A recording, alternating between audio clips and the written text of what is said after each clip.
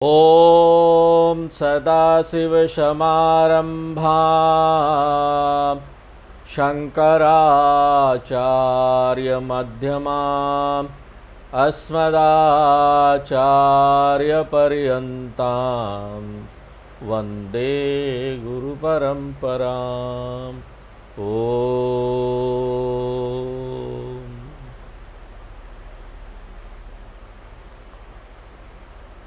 राम जी को वनवास जाना है, उनको पता चल गया और राम जी भगवान ने उसे सहर्ष स्वीकार कर लिया और कौशल्या माता ने भी द्वंद्व से विवेक करते हुए कि क्या करना चाहिए क्या नहीं करना चाहिए, विवेक करते हुए उसको स्वीकार कर लिया कि राम जी अपने पिता के आज्ञा का पालन करें, जो वचन है उसको निभाए। लेकिन अब बात आ रही है कि माता सीता क्या करे। तो कौशल्या माता हर प्रकार से सभी बातें बता रही है कि देखो सीता माता कितनी सुकुमारी है, वो कैसे वन में जाएगी। पलंग पीठ तजी गोद हिंडोरा, उसकी सुकुमारता का वर्णन करती है। तो कहती है कि सीता जी या तो पलंग पर बैठी रहे या गोद में पली है, पलंग पर बैठी है या गोद में पली है या फिर हिंडोले झूले पर बैठी है। परंतु पृथ्वी के ऊपर तो इन्होंने कभी पैर ही नहीं रखा, क्योंकि पृथ्वी इसके लिए बहुत कठोर है। देखिए यहाँ पर ये शाब्दिक अर्थ नहीं लेना चाहिए, यहाँ पर देखो काव्यिक भाव में ये बात बताई जा रही है। सीता जी ने कभी धरती पर पैर ही नहीं रखा, ये तो केवल सीता जी की सुकुमारता का वर्णन करने के लिए कवि की अपनी शैली है। जी अनमूरी जिम जोगवत रहूं, जैसे कि किसी बूटी से किसी का जीवन चल रहा हो तो उस संजीवनी बूटी को वह बड़ी हिफाजत से रखेगा ना, बड़ा संभाल के रखेगा। इसी प्रकार से कौशल्या माता बोलती है कि सीता जी का लालन पालन हमने किया है, हमने कभी इनको दीपक की बाती खिसकाने जैसे छोटे से काम के लिए भी नहीं कहा। और यहां देखिए, यहां पर कौशल्या माता का प्रेम आगे आ रहा है। इसका अर्थ यह नहीं है कि सीता जी कोई काम ही नहीं करती थी, दीपक का लौ भी नहीं, जो उसकी बाती थी वो भी नहीं खिसकाती थी, ऐसा नहीं है। वो तो सीता जी की सुकुमारिता का वर्णन कर रही थी। इतनी सुकुमारी सीता जी तुम्हारे साथ वन को जाना चाहती है, राम जी को बोल रही। राम जी भी खड़े हैं वहां, कौशल्या माता भी है। सीता जी ने अपने मुख से वन जाने की बात अभी कही नहीं है, वो सामने सुन रही है बस। लेकिन उनकी दशा और हाव भाव देखकर माता को मालूम हो गया कि ये भगवान राम के साथ वन जाना चाहती है। आए सुख काहत होई रघुनाथा, हे रघुनाथ आपकी इनके लिए क्या आज्ञा है बताइए ना, कौशल्या माता बोली। लेकिन भगवान राम से जो उत्तर इस समय वे दिलाना चाहती थी उसको अपनी तरफ से लगातार बोलती जा रही थी, ऐसा है ऐसा है ऐसा है, ताकि भगवान राम भी उसमें वही बोले। सीता जी की सुकुमारता का वर्णन इसलिए हो रहा था। चंद किरण रस रसिक चकोरी, माता एक उदाहरण देती है कि जैसे चंद्रमा की किरणों का रसपान करने वाली चकोरी रात्रि में बड़े प्रेम से चंद्रमा को देखती रहती है, लेकिन वही चकोरी दिन में सूर्य से आंख मिलाने का साहस कैसे कर सकती है। ऐसे ही सीता जी इतनी सुकुमारी है, इतने राज ऐश्वर्य के बीच पली बड़ी है कि वे वन में कैसे रहेगी। वो चाह रही थी राम जी भी बोल दे हाँ ठीक है, वन में तो नहीं रह पाएगी।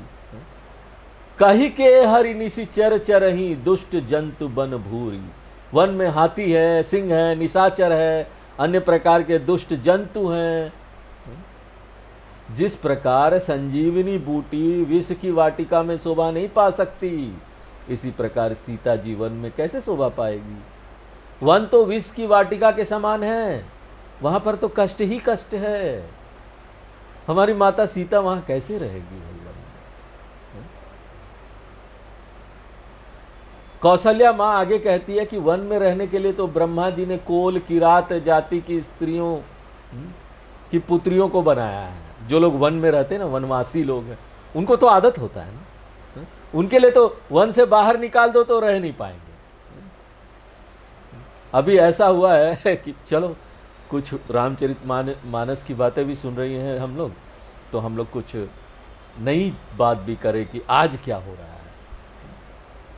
अभी सुन रहे थे कि अमेज़न का जंगल ब्राज़ील में बहुत बड़ा जंगल है, दुनिया का सबसे बड़ा जंगल।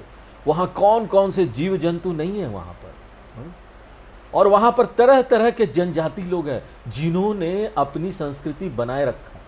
वो बाहर नहीं आते और बाहर वाले वहाँ नहीं जाते।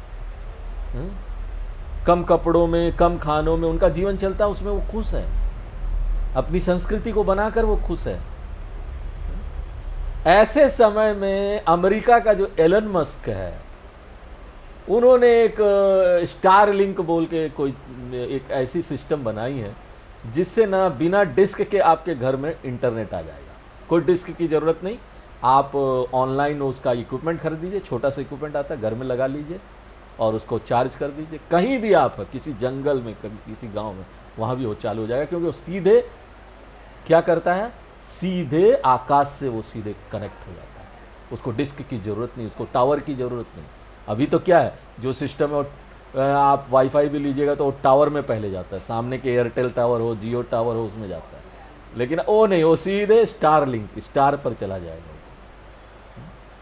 तो उन लोगों ने क्या किया, अमेज़न में भी वो दे दिया, उस जंगल में दे दिया इंटरनेट। अब उनकी संस्कृति खराब हो रही है, उनका आदत नहीं है वो सब करने का, उनका आदत नहीं है वो सब इंटरनेट देखने का। वो बेचारे परेशान हो रहे, तो उनके लीडर सब बोल रहे हैं, वो जो जनजातियों के लीडर, इसको हटाओ यहाँ से, नहीं तो हमारा जनजाति खराब हो जाएगा। तो उनको आदत होती है ना वन में रहने वालों के लिए। लेकिन ये तो माता सीता है, ये तो रही है महल में, राजमहल में, वो कहाँ से एक जंगल में रह पाएगी। पाहन कृमि जिमी कठिन स्वभाव, पत्थर के कीड़े के समान कठोर जीवन के अभ्यास से उनका स्वभाव भी वैसे ही बन जाता है। इसलिए जो वनवासी वाली कन्याएं हैं, उनको वन में रहने में कोई क्लेश नहीं होता, बड़े खुशी से रहती है। उनको राजमहल में ले आओ तो तकलीफ होगी, जैसे अभी उनको अमेज़न के जंगलों में उनको हो रहा है। राजमहल में ले आओ तो तकलीफ होगी, इंटरनेट दे दो तो तकलीफ होगी। उनका अपना संस्कृति है, उसमें खुश है। कय तापस तीय कानन जोगू, अथवा कुछ ऐसे लोग जो गृहस्थ जीवन, भोगों का जीवन जीने के बाद विषय भोगों की व्यर्थता को समझकर उन सब भोगों को छोड़कर वानप्रस्थ में प्रवेश करते हैं और तपस्वी की तरह वन में रहकर जीते हैं। और उनके साथ स्त्रियों को भी जाने की स्वीकृति है। पति के साथ पत्नी जा सकती है वानप्रस्थ में, वहां जाकर दोनों मिलकर अपना भगवान का भजन करो, तपस्या करो, यही तो वानप्रस्थ है ना। लेकिन आजकल ऐसा मत कीजिएगा, आजकल जंगल में जाएंगे तो बहुत तकलीफ है। वहाँ कोई आपको सपोर्ट करने वाला नहीं होगा। पहले राजा होते थे, जंगल का रक्षण करते थे, और वानप्रस्थ में जो जाते थे कुटिया उटिया बना के रहते थे, राजा लोगों देखते थे कि उन लोगों को पूरा वातावरण मिले कि उनको कोई डिस्टर्ब ना करे, खाना पीना मिलता रहे, डिस्टर्ब ना। लेकिन आज को कोई नहीं देखेगा। जंगल में जाएंगे तो डाकू सब लेके चले जाएंगे, डकैत चोर लोग आपका सामान ले जाएंगे, आप रह नहीं पाएंगे, सामान नहीं मिलेगा, खाने पीने का नहीं मिलेगा। तो आजकल अगर आपको वानप्रस्थ करना है तो क्या करना है, मन से कीजिए ना।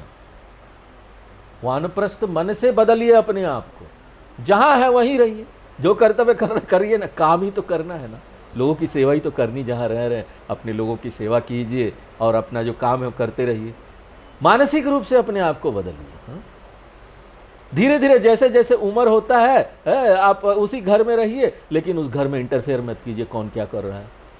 सलाह देने का ज़्यादा मत कोशिश कीजिए कि जाके सलाह दे रहे हैं। सलाह देंगे तो आपके मुंह पर ऊपर पड़ेगा, कोई आपकी सलाह सुनने वाला कहाँ है। कोई थोड़ी ना देखता है ये अनुभव हो गए हैं, बूढ़े हो गए हैं, इनके पास अनुभव होगा, चलो जाकर पूछते हैं कि इसमें क्या करना चाहिए क्या नहीं। कोई नहीं पूछेगा। सब आपने भी नहीं पूछा था अपने माँ बाप को जब आप जवान थे, तो आपने भी अपने हिसाब से किया कि मैं करके देखूंगा कि इसमें क्या होता। ठीक है, करके देखो, उनको भी करने दो, अपने बच्चों को करने दो, मुंह के बल गिरेंगे, सीखेंगे, जो भी करेंगे, परेशान होंगे, आपको देखकर बस दूर से दुखी होते रहेंगे कि पहले पूछ लेता तो ये नहीं होता, लेकिन पूछा ही नहीं आपसे। जाने दो ना, नहीं पूछा तो क्या, अब हमको भगवान की तरफ ध्यान देना है। तो इस तरह से एक कमरे में अपना कमरा बना लीजिए, भगवान को रख लीजिए, खाना पीना मिल जाया करे, बस बहुत अच्छा है। ये बोलते वानप्रस्थ, मॉडर्न वानप्रस्थ आज का। ऐसे ही करना होगा। तो पति पत्नी दोनों ये कर सकते हैं। इस प्रकार उन स्त्रियों को भी तपस्या के लिए वन में रहते हुए कोई कष्ट नहीं होता, क्योंकि वो दोनों सोच समझ कर जाते हैं ना। पति पत्नी दोनों सोच समझकर उन्होंने ये जीवन लिया है। उन्होंने देख लिया कि भाई ये सारा जीवन जो अभी तक हम जी रहे थे, खाओ पियो मजे करो, ये सारा जीवन जो हम जी रहे थे, ये जीवन नहीं है। जीवन तो कुछ और है। उस भगवान को जानने का जो जीवन है वो जीवन है। इसलिए तो ये मनुष्य शरीर मिला है। तत्व जिज्ञासा ही जीवन है। तो जब सोच के परीक्षे लोकान कर्म चितान करके जाते हैं तो उनको कोई शिकायत नहीं होता। उन्होंने अपने स्वेच्छा से वो सब चुना, तो आराम से रह लेते। सिया बन बसी ही तात के ही भांति। माता कहती है सीता जीवन में कैसे रह पाएगी? न तो ये कोल किरातों की पुत्रियां की कैटेगरी में आती है, न तपस्वी स्त्रियों की कैटेगरी में आती है।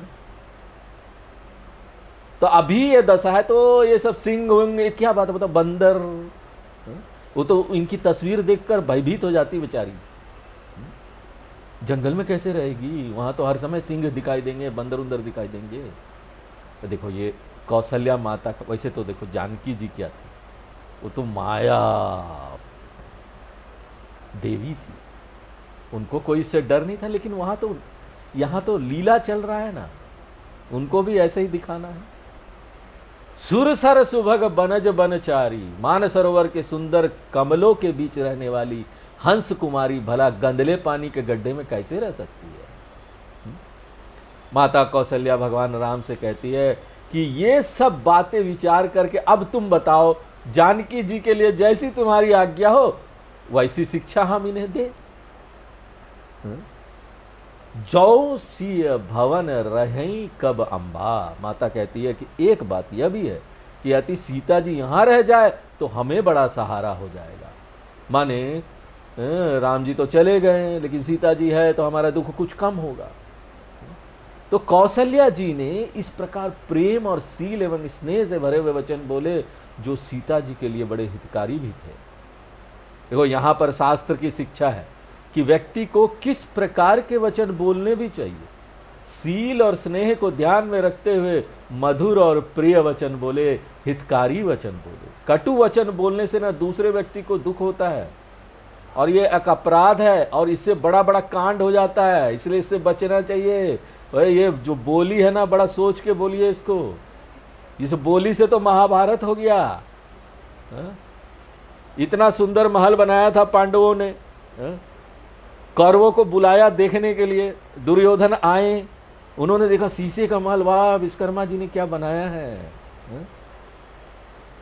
और वो देखें कि जब कॉरिडोर से जा रहे थे तो देखा कि एक जगह तालाब है, पानी है, तो अपना धोती उठा लिया, दुर्योधन धोती उठा के गया, और जब गया तो उसके ऊपर से चल गया तो बोला अरे ये तो पानी नहीं है, वो शीशा था, पानी नहीं था। तो वो तो कर गया। फिर आगे गया तो सचमुच का पानी था, उसको लगा शीशा है, यहाँ ये भी शीशा होगा, पानी नहीं होगा, और गिर गया उसमें। और गिरा, ऊपर से द्रौपदी देख रही थी, और द्रौपदी इतना कटु वचन बोलती बोलती अंधे का पुत्र अंधा। सोचो क्या होगा, क्या हुआ उस अंधे के पुत्र अंधा का। ये एक सेंटेंस था, इसने महाभारत बना दिया। कितना कितना देखो, वाणी कैसा लगता है किसी को, वाणी युद्ध करा देता है। कही प्रिय वचन विवेकमय कीन्ही मातु परितोष। भगवान राम ने भी प्रिय और विवेकपूर्ण वचनों से माता की बात का समर्थन किया कि जिससे माता को संतोष हुआ। चलो हमने ठीक बोला। ध्यान देने की बात है कि भगवान राम ने अपनी माता के बात का विरोध नहीं किया, एकदम विरोध नहीं किया। हालांकि बाद में सीता जी भगवान राम के साथ वन जाती है, लेकिन बोलने का सभ्य और सुसंस्कृत लोगों का ना यही तरीका है, ऐसे बोलना चाहिए। भले उसका जो परिणाम है आगे कुछ और हो। समाज में कुछ असंस्कृत लोग भी होते हैं जो पशुता का जीवन जीते हैं, वो दूसरों को दुख, पीड़ा और हानि पहुंचाने में लगे रहते। कुछ लोग तो मुंह से निकलता ही है शब्द तो दूसरों को दुख पहुंचाने के लिए कड़वा इतना बोलेंगे कि लोग दूर भागते, आ गया भागो कई घर में तो ऐसा होता है कि पिताजी से लोग बड़े डरते हैं। पिताजी हिटलर, शाम को ऑफिस से आए, बच्चे सब दूर दूर जाके छिप जाएंगे, पिताजी आ गए, पिताजी आ गए। अरे भैया पिताजी हो, प्रेम करो ना अपने परिवार से। इतना तुम डरा के रखोगे तो सब भागेंगे, कटु वचन क्या कब बोल दे पता नहीं, भागो, दूर दूर भागेंगे। आ गया कुछ लोग होते हैं ना भीड़ में आते हैं तो बोलते देखो आ गया, कब जाएगा पता नहीं, जल्दी जाए। लेकिन अच्छे लोग होते हैं ना, लोग उसका इंतजार करते हैं, नहीं नहीं नहीं कब ना, तुम ना जल्दी मत जाओ, मेरे पास ही रहो। जाने ही नहीं देते अच्छे लोग। सुसंस्कृत लोग दूसरों से प्रेम एवं सहयोग की भावना रखते हैं, दूसरों को अपमानित नहीं करते। किसी को अपमानित मत करो।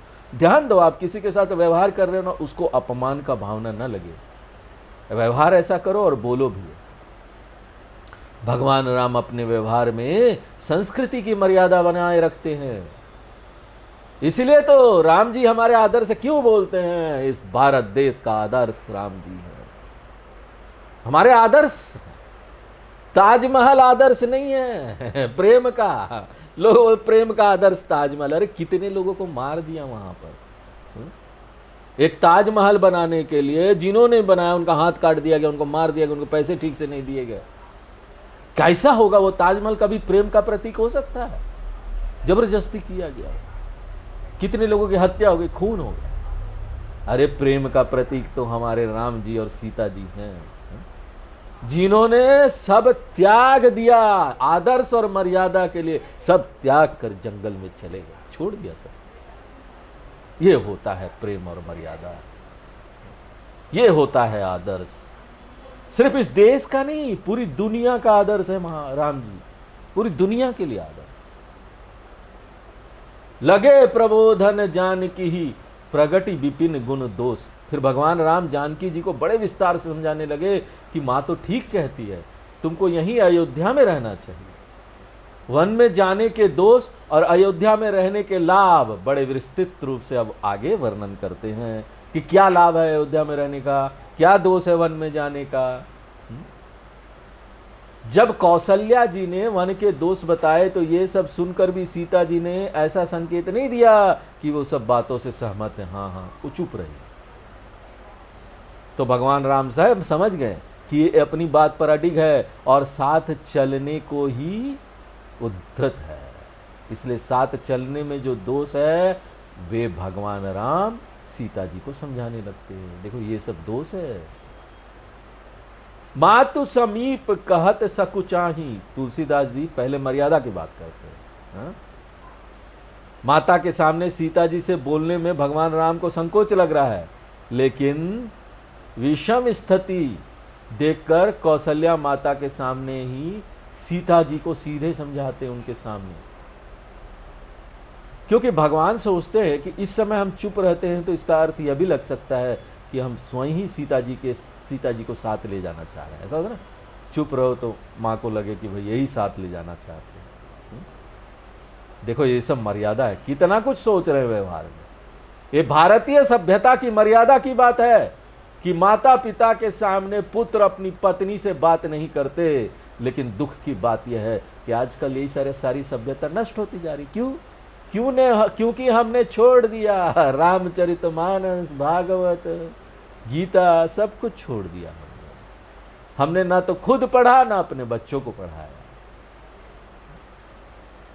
अगर यही पूरे जीवन में, सभ्यता, संस्कार में और पूरे समाज में यह बना रहता रामलीला चल रहा है, सब चल रहा है, बच्चे देख रहे हैं, बच्चे उसे सीख रहे हैं, तो कभी भी ये नहीं होता जो आज हो रहा है। सभ्यता का बना रहना समाज को जोड़े रखता है, उसका डोर है। समाज में सुख शांति इसी से बनी रहेगी, नहीं तो नहीं, बिखर जाएगा सब कुछ।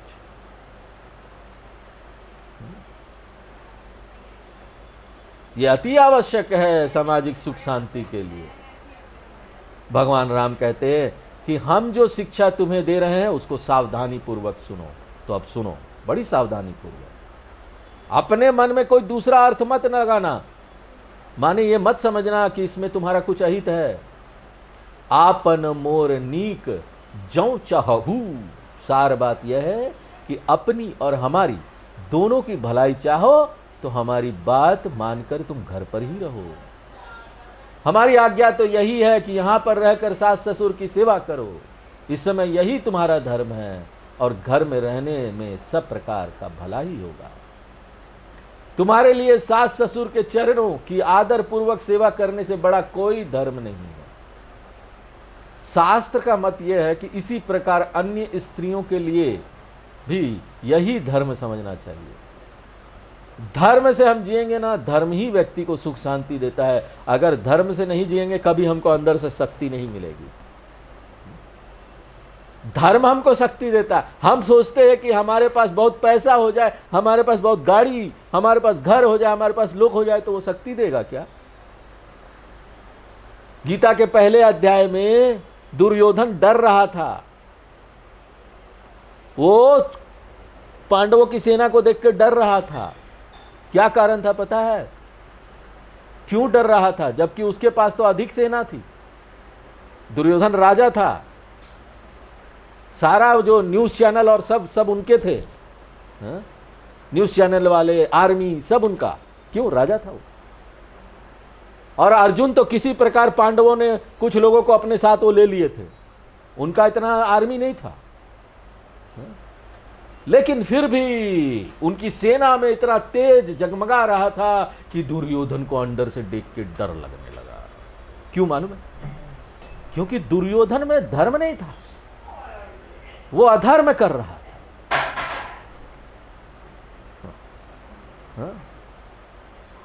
अधर्म से चल रहा था। जबकि अर्जुन क्या था, पांडव क्या था, धर्म को अपने साथ रखे हुए थे, इसलिए भगवान भी उसके साथ थे। भगवान ने दुर्योधन का साथ नहीं दिया। भगवान कृष्ण बोले मैं तो कौरवों के साथ नहीं हूं, पांडवों के साथ। जो धर्म से चलेगा भगवान उसके साथ है।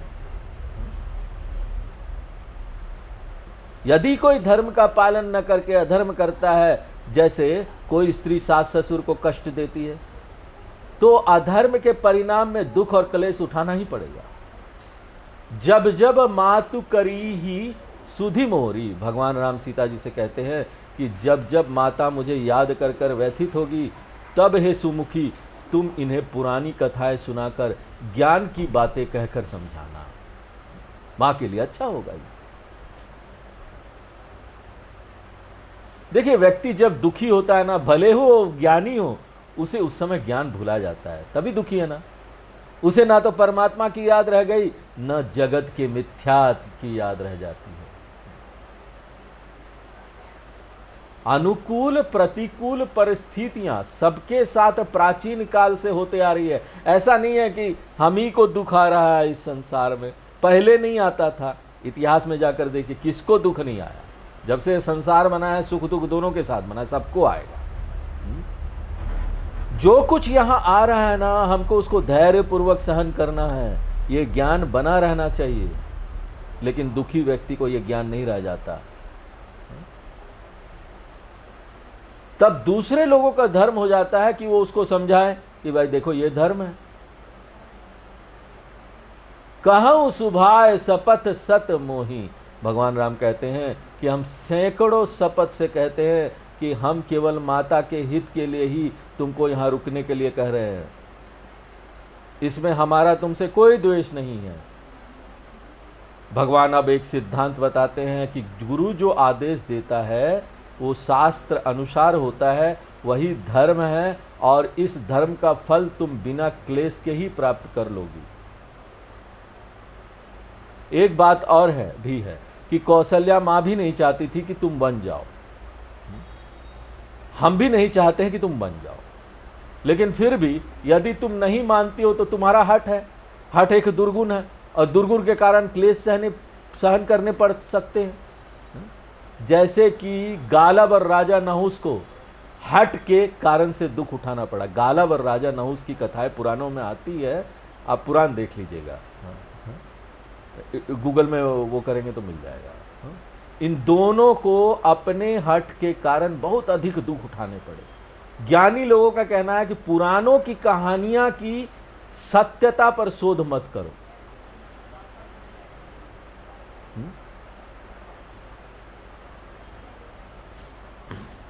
इसकी सत्यता पर शोध मत करो कि ये सत्य है कि नहीं है। हम बड़ा देखते हैं कि भागवत में भी हम यही बोल रहे हैं ना, भागवत में आगे कहानियां आएगी, सत्य है कि नहीं है, ये हुआ था कि नहीं हुआ था। उसमें जो शिक्षा दे रही है उस पर ध्यान दो, जो शिक्षा दिया जा रहा है उस पर ध्यान दो। जैसे कि हठ के परिणाम में दुख उठाना पड़ता है, हमको दुख उठाना पड़ सकता है हठ के परिणाम। भगवान राम कहते हैं कि मैं पिता की आज्ञा अनुसार 14 वर्ष वन में रहकर लौटकर फिर घर आ जाऊंगा। सुनो सुमुखी सियानी, हे सुमुखी तुम तो समझदार हो, इस बात को समझने की कोशिश करो कि दिन जाते देर नहीं लगती। इसी प्रकार एक एक करके 14 वर्ष भी बीत जाएंगे। हे सुंदरी, हम जो शिक्षा तुम्हें दे रहे हैं उसे समझने की कोशिश करो।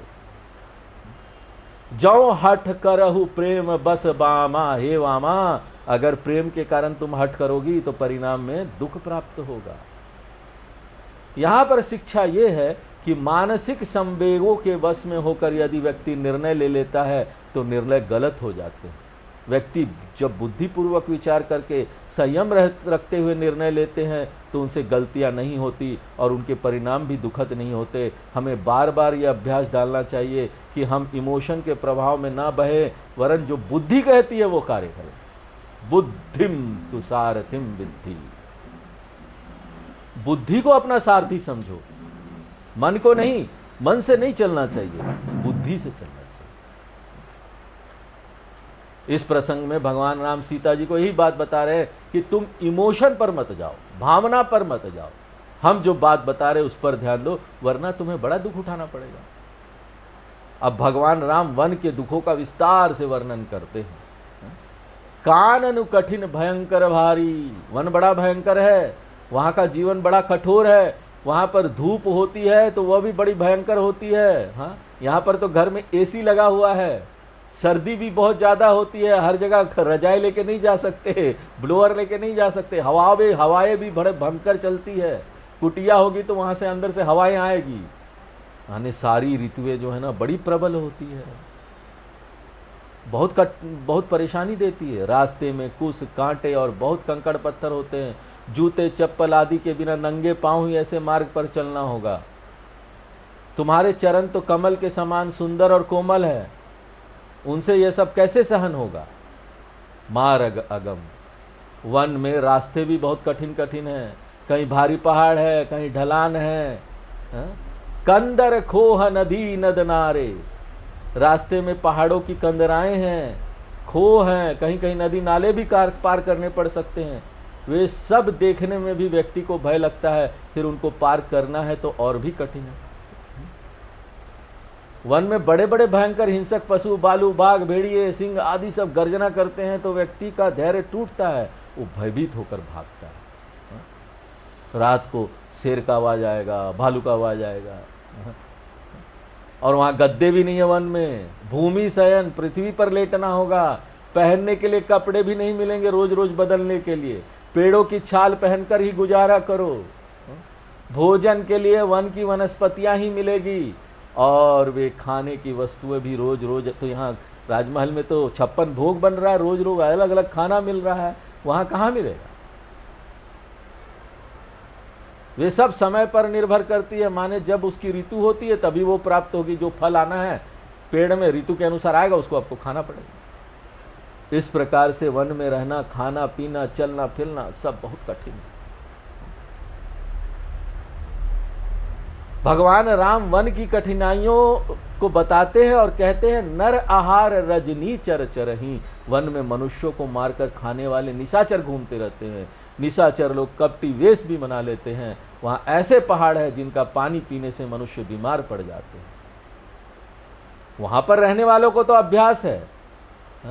पहले हम लोगों को अभ्यास होता था तो हम लोग कोई भी पानी पी लेते थे। बचपन में ट्रेन में जाते थे और वहां पर कोई बोतल नहीं मिलता था, कोई मिनरल वाटर का बोतल, अपना बोतल ले जाते थे और किसी भी स्टेशन में उतरा वहां के नल का पानी भर लिया, पी के चल दिए, कुछ नहीं होता था कभी। लेकिन आजकल क्या, आजकल अगर वो पानी पिएंगे तो बीमार पड़ जाएंगे। आरओ के पानी का आदत हो गया है, मिनरल वाटर के बोतल का पानी का आदत हो गया है, बीमार पड़ जाएंगे। उसी प्रकार जंगल के पानी जो है, नदी का पानी पीने का आदत है, जंगल में रहने वाले जंगल के वासियों को होती है, लेकिन तुम उसको नहीं पी पाओगे, नहीं पी पाओगे। तो आज हम यहीं पर विराम देते हैं।